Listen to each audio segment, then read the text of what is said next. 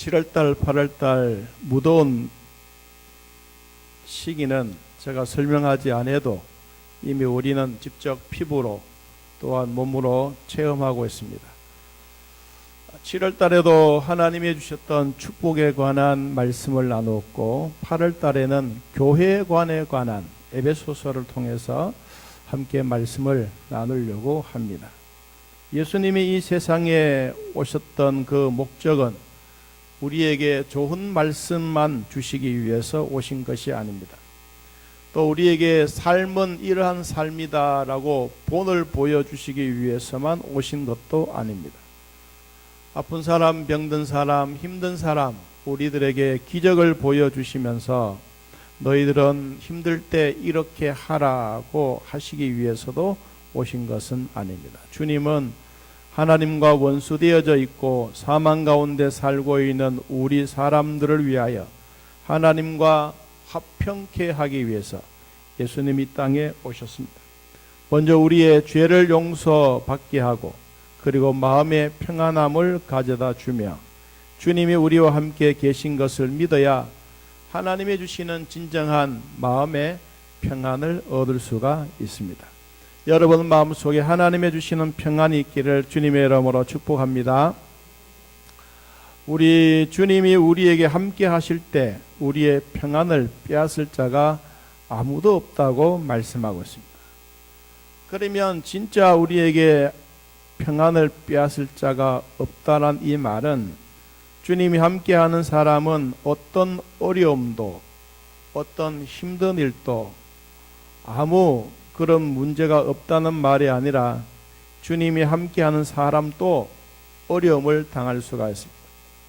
지난 주일에 말씀드렸던 것처럼 성도들도 빚을 질 수가 있습니다.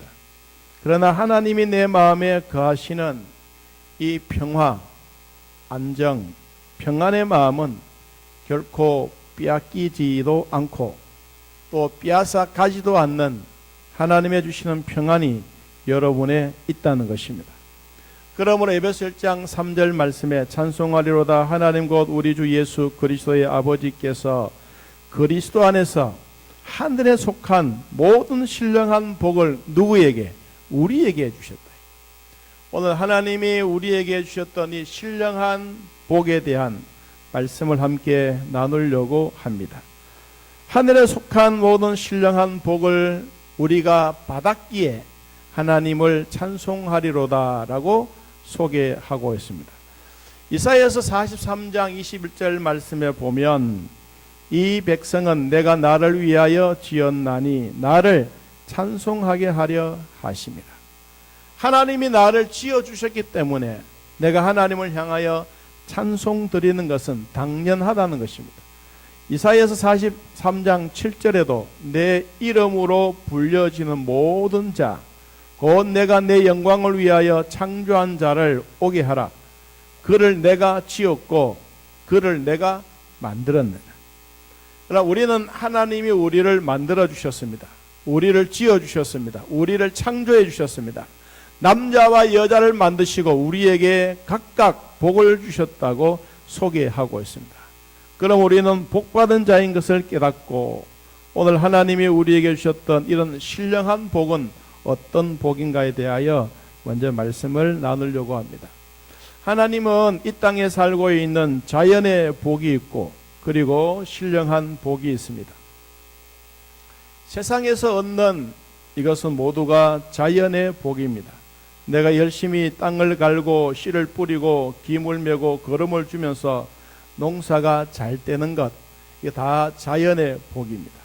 예수 믿지 않는 사람도 농사 잘 지을 수 있고 장사 잘할 수 있고 여러분 자연의 과학이나 공부를 잘하고 연구도 잘할 수도 있고 사업도 잘할 수도 있고 또한 좋은 작품도 만들어서 발표할 수도 있습니다.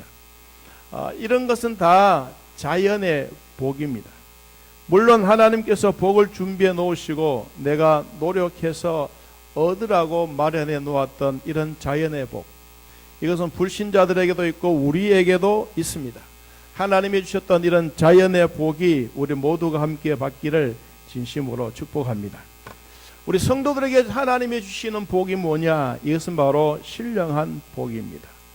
인간이 노력해서 얻는 축복이 아니라 하나님이 주셔야 받는 복.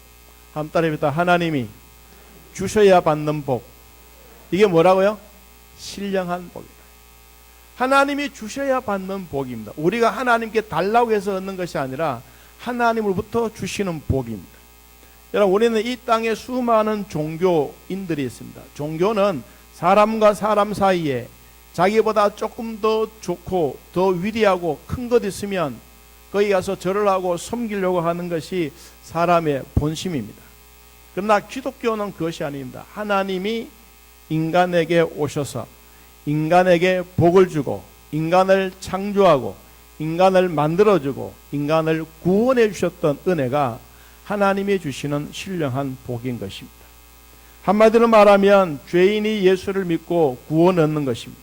하나님이 주시는 축복이고 성령을 보내주셔서 내 마음을 감동시켜 주심으로 우리의 죄를 회개하고 용서받고 마음의 평안과 기쁨을 얻게 하는 것이 하나님이 주시는 신령한 축복입니다.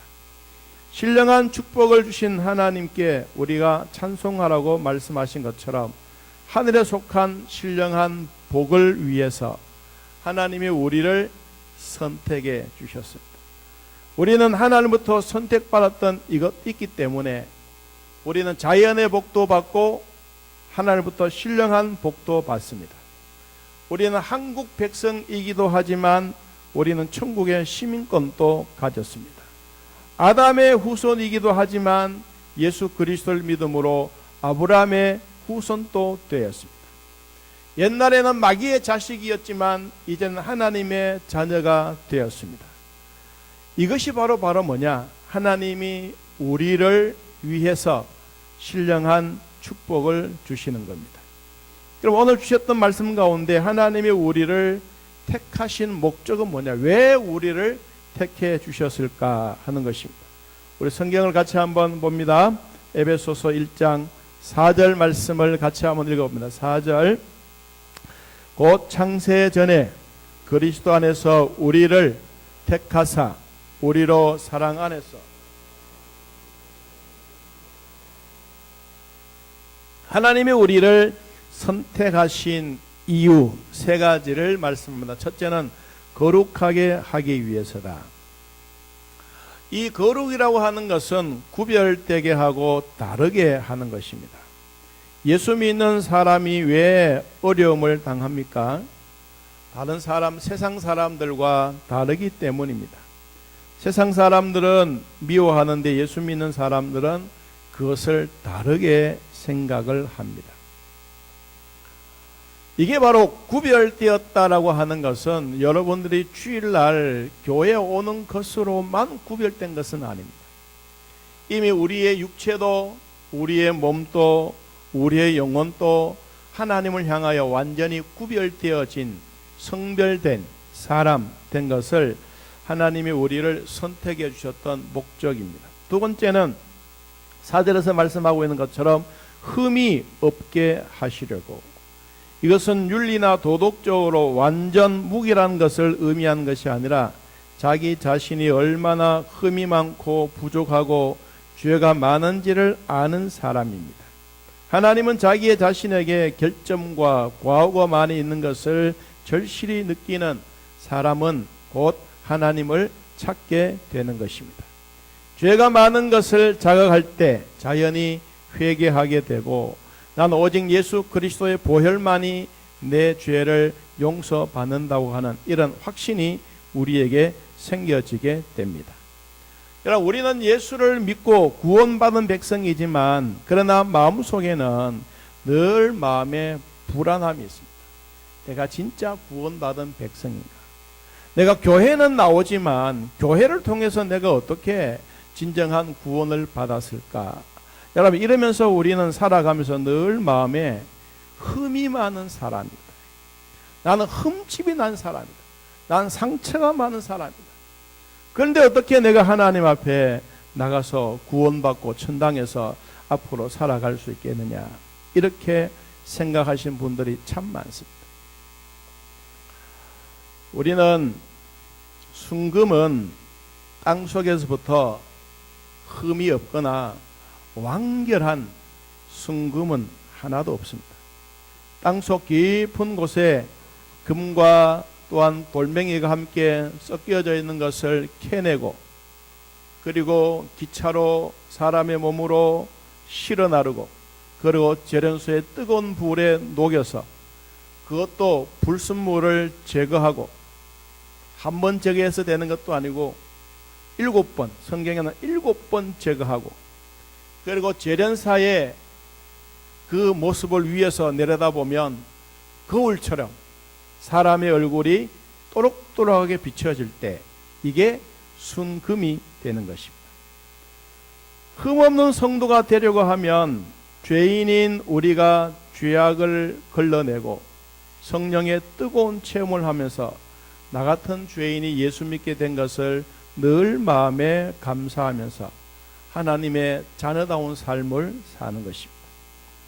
여러분, 큰 바위같이 딱딱한 마음을 가지고 있으면 큰 기계나 한마로 그것을 두들겨 부수고 깨고 잘게 부수어서 순금이 되어 가듯이 처음부터 우리는 흠없는 성도가 아무도 없습니다. 지금 완전하고 거룩하지 못하다고 실망하지 말고 하나님의 은혜를 체험하면서 순금이 되도록, 흠없는 성도들이 되도록 노력하면서 기도하기를 원합니다.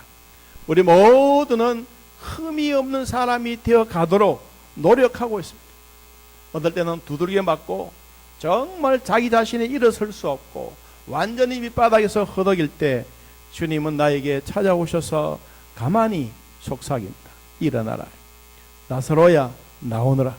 부활과 생명 되시는 그리스도가 우리에게 말씀하고 있습니다.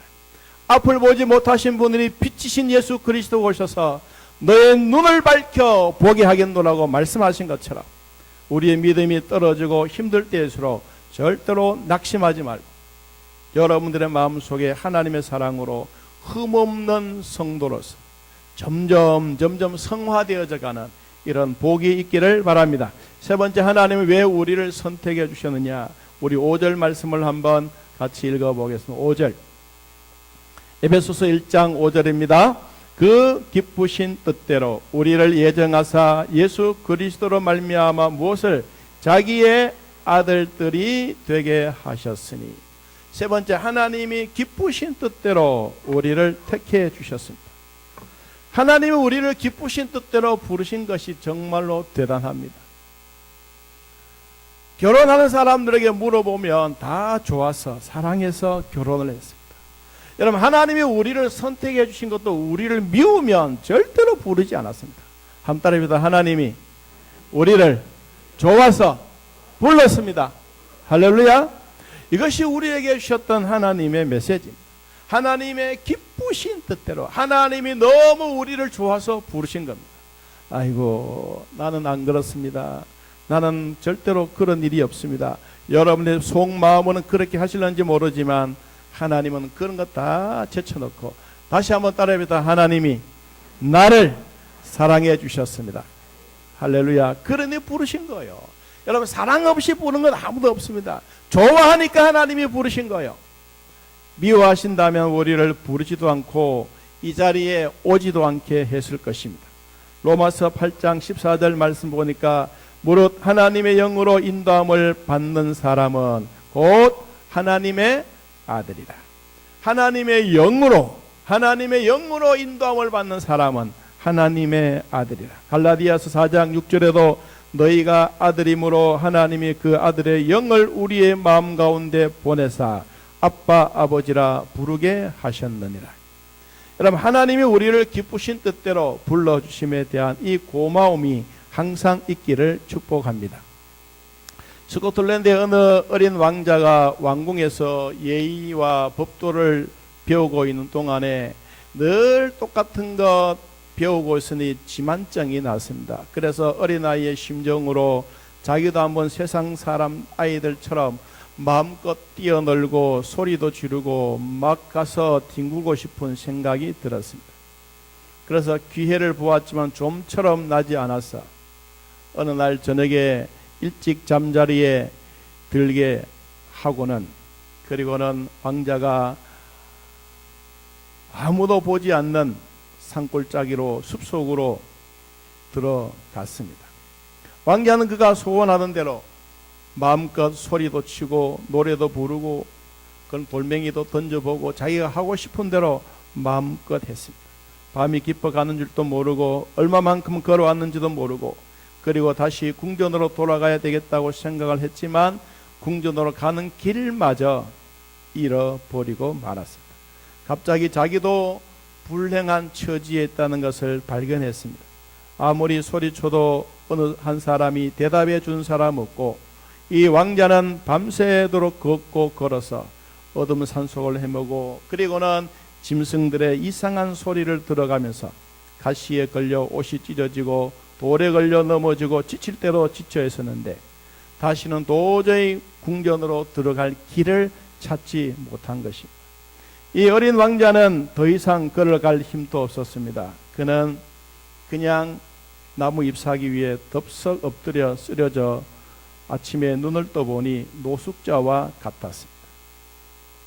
살며시 눈을 떠보니 앞에 건너편에 언덕 위에 바라보니 아침에 일어나는 연기가 보였습니다.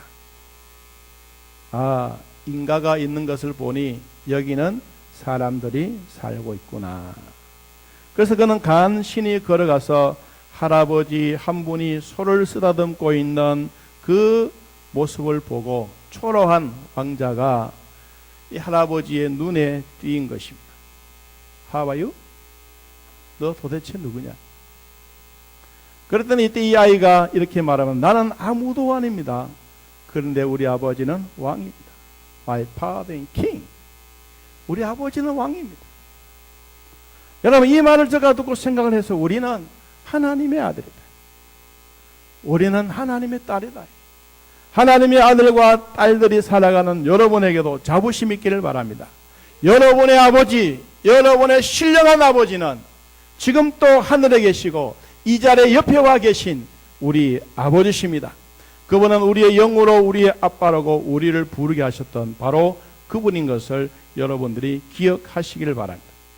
여러분, 두 번째로 예수 그리스도로 말미암아 하나님의 자녀가 되는 복을 얻습니다. 우리 5절 끝부분에 보니까 이런 말씀이 있습니다. 예수 그리스도로 말미암아 자기의 아들들이 되게 하셨으니, 하나님께서 진노로 멸망의 자녀인 우리를 예수 그리스도로 말미암아 하나님의 자녀가 되게 해주셨습니다. 그러므로 누구든지 예수님을 나의 구주로 영접한 모든 자들은 하나님의 자녀가 되고 우리는 하나님을 아버지라고 부르는 말씀이 되는 것입니다. 미국의 오페라계에 유명했던 힐리니 헐버튼이라고 하는 가수가 있었습니다. 이 가수는 어느 날 자기가 2층에 이렇게 앉아서 창밖을 내려다보고 있는데 우연히 자기 집에 찾아왔던 자기 아들의 친구와 함께 이야기하는 것을 그는 2층에서 가만히 듣고 있었습니다. 그가 이웃집에서 온 아이가 이렇게 말합니다. 우리 아버지는 시장님과 아주 잘 친해. 우리 시장님을 잘 알아. 그래서 우리 아버지는 오늘 시장님과 함께 골프 치러 갔어. 이런 얘기를 했습니다. 그때 옆에 있던 자기의 아들이 이런 얘기를 합니다. 우리 아버지는 하나님을 참 잘 아셔. 하나님과 참 친해. 하나님께 무엇을 달라고 하면 하나님은 다 주시는 하나님이야. 우리 아버지는 하나님의 사랑을 많이 받고 사시는 분이야. 여러분, 이 이야기를 2층에서 엄마가 들은 겁니다. 엄마가 그 이야기를 듣고는 커튼을 손으로 꽉 잡으면서 하나님이 나를 사랑하고 계시는구나. 그 하나님의 아버지가 나의 아버지구나. 여러분, 찬송가 310장에도 보니까 그런 찬송이 있지 않습니까? 하나님의 은혜로 이 쓸데없는 자. 오늘도 우리가 하찮은 것 같고 보잘픈 것 같고 어쩔 뻔 어설픈 것 같아도 그래도 하나님이 우리를 선택해 주시고 사랑해 주셨습니다. 우리 다 하나님의 은혜인 줄 알고 우리 찬송가 310장 한번 같이 한번 불러보십시다.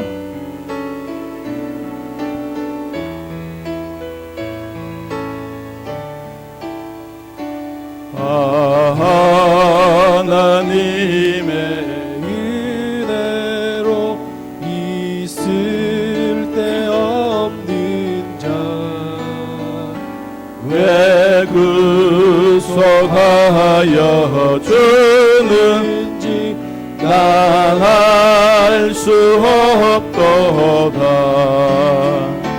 내가 믿고 또 의지하는 내 모든 형편 하시는 주님들 보해 주실 것을 나는 확실해. 하나님의 은혜, 하나님의 은혜로 있을 데 없는 자 왜 구속하여 주는지 난 알 수 없도다. 내가 믿고 또 의지하며 내 모든 형편 하시는 주님 늘 보해 주실 것을 나는 확실히 하네. 왜 내게 굳센 믿음과 또 복음 주셔서 내 마음이 항상 편한지 난 알 수 없도다. 내가 믿고 또 의지하며 내 모든 형편 하시는 주님 늘 보해 주실 것을 나는 확실해. 내가 믿고 의지하며 내가 믿고 또 의지하며 내 모든 형편 하시는 주님 늘 보해 주실 것을 나는 확실히 하네. 할렐루야. 여러분이 찬송을 부르는 동안에는 무슨 생각을 하시는지 저는 모르겠습니다. 그러나 저는 찬송의 가사나 이런 것을 항상 가슴에 와닿고 설교도 또 준비해서 여러분 같이 찬양을 드립니다. 오늘 후렴에 내가 믿고 또 의지하면 내 모든 형편 아시는 주님, 내 형편 아시는 주님. 어느 가정에 신방을 갔습니다. 남편은 이미 힘들어하고 있을 때 이 찬송을 불렀습니다. 그래서 제가 이 신방을 하고 있는 중에 이렇게 얘기했어요. 선생님, 가사를 한번 읽어보십시오. 내가 왜 그렇게 했는지는 모르겠지만 그냥 예배를 이렇게 드리다가 한번 가사를 한번 읽어보십시오. 그래서 이 가사를 이렇게 하나님의 은혜로 이 쓸데없는 자 왜 구속하여 주는지 난 알 수 없도다. 내가 믿고 또 의지하면 내 모든 형편 아시는 주. 이 대목에 와서 계속해서 몇 번이나 내 모든 형편 아시는 주. 내 형편을 나도 아니고 주님이 아시는. 여러분, 그래서 이 찬송을 부를 때 저는 그분이 생각이 나요. 여러분들에게도 각자 나름대로의 은혜 받았던 찬송과 가사들이 참 많겠지만 오늘 우리의 형편을 아시는 주님이 오셔서 하나님의 은혜로다. 우리가 죄인 되었을 때, 예수 그리스도를 몰랐을 때 하나님은 이미 우리에게 구원에 대한 모든 것을 준비해 놓으시고 예수님을 믿게 하고 하나님의 자녀로 삼아 주신 것, 하나님의 은혜입니다. 옆 사람 보고 같이 한번 축복하십니다. 하나님의 은혜로 삽시다. 함답시다. 하나님의 은혜로 삽시다. 할렐루야. 세 번째로 예수 그리스도의 피로 말미암아 죄사함 얻는 복을 얻게 됩니다. 신령한 복은 아무나 주시는 복이 아닙니다. 자, 우리 7절 말씀 봅니다. 우리는 그리스도 예수 안에서 그의 은혜의 풍성함을 따라 그의 피로 말미암아 속량 곧 뭐를? 죄사함을 받았다. 속량 곧 죄사함을 받는 복입니다. 감옥에 갇혀져 있는 사람은 빨리 감옥에서 탈출하기를 원하는 것처럼 성도들에게 있어서 가장 큰 복은 예수님으로 말미암아 죄사함 받았다고 하는 이 선언입니다. 예수 그리스도는 우리를 대신하여 십자가에 피 흘려 죽으심으로 우리의 지은 죄를 용서해 주시고 인간의 죄는 예수님의 피로서만 사해지는 복이 있습니다. 그러므로 요한일서 1장 7절 말씀에 보니까 그가 빛 가운데 계신 것 같이 우리도 빛 가운데 행하면 우리가 서로 사귐이 있고 그 아들 예수의 피가 우리를 모든 죄에서 깨끗하게 하실 것입니다. 요한일서 1장 9절에도 말합니다. 만일 우리가 우리 죄를 자백하면 그는 미쁘시고 의로우사 우리 죄를 사하시며 우리를 모든 불의에서 깨끗하게 하실 것이요. 로마서 5장 8절에도 우리가 아직 죄인 되었을 때에 그리스도께서 우리를 위하여 죽으심으로 하나님께서 우리에 대한 자기의 사랑을 확증하셨느니라. 오늘 우리는 예수님으로 말미암아 죄사함 받은 사랑하는 성도 여러분, 여러분은 하나님이 주셨던 신령한 복을 지금 또 받고 있습니다. 받은 이 복을 누리시기를 축복합니다. 마지막 네 번째, 약속의 성령께서 우리를 인쳐 주셨습니다. 여러분 13절 말씀을 한번 보겠습니다. 13절, 그 안에서 너희도 진리의 말씀 곧 너희의 구원의 복음을 듣고 그 안에서 또한 믿어 무엇으로? 약속의 성령으로 뭐 했다고요? 인치심을 받았다. 하나님이 우리를 인쳐 주셨습니다. 여기 인쳤다라고 하는 이 말은 사인했다.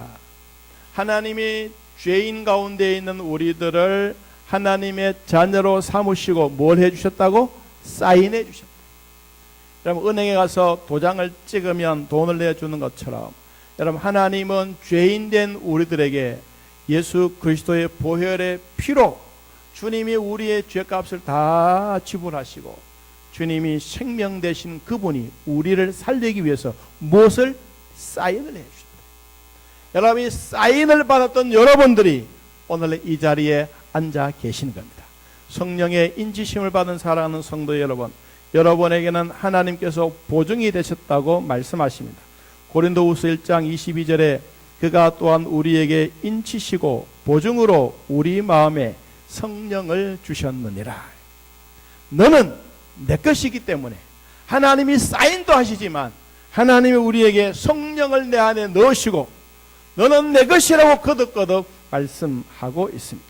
사랑하는 성도 여러분, 여러분은 하나님으로부터 약속받은 계약서가 이미 하나님이 여러분들에게 사인해 주셨던 이 사인의 보증서를 여러분들이 가지고 계십니다. 여러분은 천국의 소망뿐만 아니라 하나님의 자녀로서의 당당함을 가지고 여러분 이 세상에서 자신감을 가지고 살아가기를 축복합니다. 우리는 이 땅에 살아가면서 내 혼자 사는 것이 아니라 더불어 살아갑니다. 교회는 어떤 사람들은 혼자 사는 것도 아니고 모든 사람들이 더불어 살아가면서 여러분 예수 그리스도의 보혈의 피가 함께 흐르고 있습니다. 이 성령으로 인치심을 받았던 저나 여러분들이 하나님의 자녀된 신령한 복을 받았으므로 이 복을 끝까지 누리는 우리 모두가 되기를 주님의 이름으로 축복합니다. 우리 찬송가 268장 우리 찬양하면서 하나님께 예물 드리겠습니다.